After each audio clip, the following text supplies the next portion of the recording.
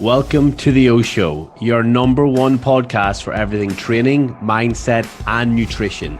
I am your host, Oren McCarry, and it is my goal to help you access the best information around to allow you to kick ass in the gym, in the kitchen, and most importantly, in your head. Between my own experiences and those of my amazing guests, I'm confident we will do that. So let's strap in and level up your life starting right now. Good morning, good afternoon, good evening, guys. Welcome to today's episode of the O Show, and we're back with a solo O, and one that's going to be focused purely on diet today. We've had a couple of episodes where we talked about my journey, and also one called The Hero's Journey, which was all about the sort of arcs that books and Hollywood movies and everything use when they're creating this, award-winning script of, struggle somebody goes through and the challenge to come out of it.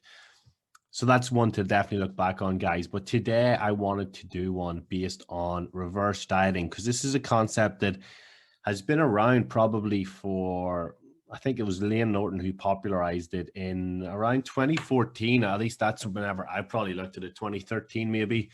But a lot of people still don't really understand it. And especially a lot of clients are like, so what is this reverse dieting and how do I do this? And they maybe don't understand when we need to employ them. So what is a reverse diet? So let's take it into context. Dieting is where you remove calories or increase activity to elicit the goal. Reverse diet is going to be the opposite, where you increase calories and remove activity to get to the goal. And that goal is to have a better relationship with food, to eat more food for our goals, which is obviously to build muscle and gain strength. So what we need to do is we need to think about, when do we deploy a reverse diet? So the most common way to deploy a reverse diet is whenever we have finished a big dieting phase, such as whenever you're doing a photo shoot, a competition, or perhaps whenever you've just been dieting for long enough. If your just goal is to lose 20 kilos and you've been dieting for 6 to 9 months, and you've maybe got 12 kilos of that 20 kilos off and calories are quite low, you might need a reverse diet just to pull you back up. Most people will deploy it in a proper bodybuilding and physique style mode, though, where it's literally once you reach the end of the calorie deficit, then you will increase calories slowly so that you can still stay reasonably lean and go from there. Now, the alternative to this is called a recovery diet, where you literally just bump calories back up to maintenance and then slowly reverse from there. I think it depends on the client's mindset. If the client is very attached to that stage goal of staying leaner, not saying stage lean, but they like their abs, they want to stay leaner for longer, you need to be a bit more cautious with the gradual increase, because you don't want them to get a negative body image after their show and then cause a downward spiral where then they just go into a mode of sort of self-hate. So I would say a reverse diet after a comp or a photo shoot is more for whenever somebody wants to stay reasonably lean, doesn't want to do the big food jumps, and maybe the big food jumps just scare them after dieting for so long. Whereas a recovery diet is where they're okay with going straight back to as optimal health as they can get, strength gains, muscle gains, and they're straight back into that off-season mindset. Now, you could also deploy this with somebody who's been under eating, whether it's somebody who's looking to lose 20 kilos, somebody who's came into you with the like years of maybe disordered eating or full on, eating disorders. Obviously with eating disorders though, guys, we do not work with people to fix eating disorders, but if somebody comes to you having recovered from an eating disorder, that's whenever we can really help. And you can deploy this as a way of, slowly increasing their calories, get them to feel better, eat more food over time without really causing negative images, like I said, with themselves and their opinion of food. So the reverse diet often leads to a better relationship with food, a better relationship with your own body, better mindset around food, and, more strength, more muscle as a result. So that's sort of when we would deploy them. Obviously, that's not every scenario. I've just tried to give you a couple there quickly, because these episodes are always quick little snippets with me. But what about whenever we come out of those those reverse diets, like when do you stop? You can't just keep pushing calories up and up and up and up by, 50 to 200 calories every week. You got to hit a stage where it's not going to be productive to keep pushing it up. Sometimes goals will change and people will want to move back into a deficit. So besides the normal sort of calorie goals, a lot of people are like, oh yeah, I like females to be around 2000 calories. And to be fair, that's normally where, if I'm reversing somebody, I'd like somebody to get as close to that as possible. But there's a few things to take into consideration before you decide to cut down. Now, if I have a client and I say, all right, let's push from the 1200 calories we got to for your photo shoot, and let's get back up towards 2000 before we decide to cut again, maybe that person's food volume that they can handle is actually around 1800. And after a while, they start to gain unnecessary body fat. They're stuffed. They literally can't fit any more food in. There's no point in pushing that up again.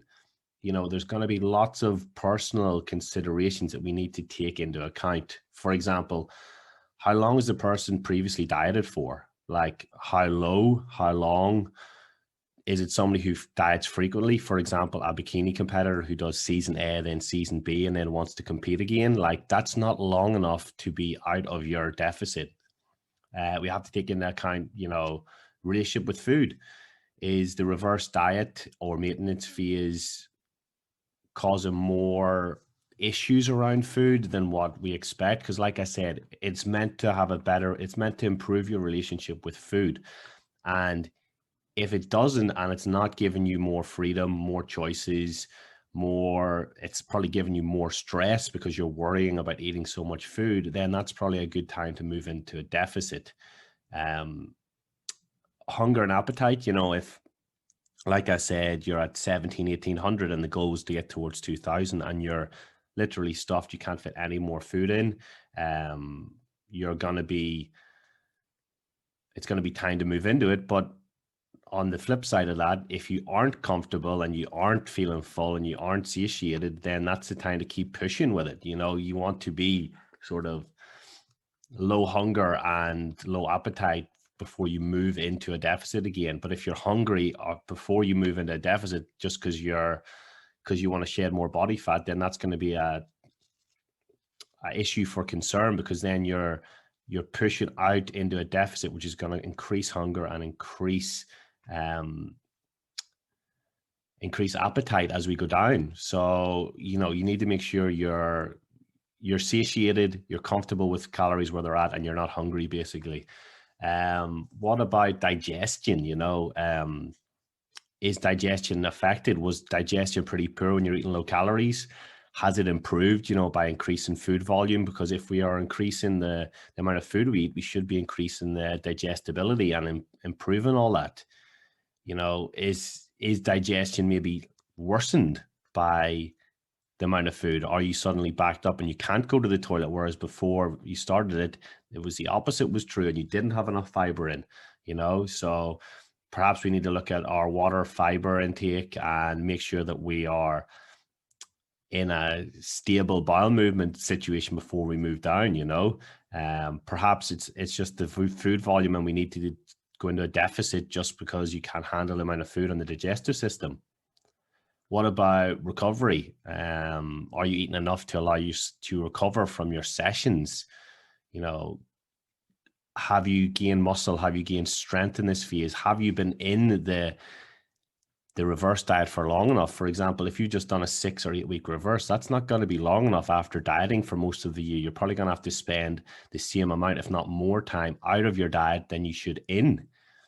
What about, like your mindset around food? Like, I know we talked about the relationship with food, but is your reverse diet going to have been mainly a binge where you're not getting the right micronutrients in, where you're not choosing the right food? You're basically just picking, calorie dense, low nutrient dense foods. So like there's loads of things to consider, guys, like stress as well. Like, where's your stress in life? If being in a deficit is going to cause more stress in your life rather than being at maintenance or a slight surplus, then is it really time to push you back into a deficit? So there's lots of things to think about. Reverse diets are great. when they deployed properly, you can do excellent work with them. But it's going to get to a stage where you need to consider all this stuff as to when to stop and what you need to look for on the way up, so that you don't have any issues on the way back down. And there's just so many things to think about, but hopefully this has given you an idea of some of the things to look for when you should look at deploying either the reverse diet or the deficit again. And hopefully you're in a better spot having listened to this than you were prior. Hopefully it sheds some light on it. And my voice isn't working this morning. I'm stumbling over my words. Hopefully it sheds some light on this. And if you do have any questions, please feel free to reach out on social media. Hit me up on Instagram and let me know what you thought of this episode. These solo episodes, guys, are meant to be short, sharp, 10-15 minutes max, and one way to get me in front of the mic instead of asking the questions, just answering some stuff. If you've got any topics that you'd like us to cover in future on this or on the guest episodes or any future guests, please let me know. But guys, have a great day. Like I said, hopefully this has shed some light on the topic, and we can move forward with confidence with our reverse diets and when to diet back down again. Have a great Monday, guys. I will speak to you soon. Take care and have a great one. Thanks for joining me on today's episode of The O Show. If you know somebody who needs to hear this episode today, please share this with them via message or on social media. Don't forget to also take a screenshot and share it on your story and tag me at Oren McCarry so we can continue to grow the podcast and help more people change their lives with the advice given here. Also, keep the 5-star reviews coming over on iTunes, as that helps people who normally wouldn't listen to the show find it and get the O Show in their ears and drive the podcast forward to help more people around the world with the advice here. Have a great day, and I will speak to you soon.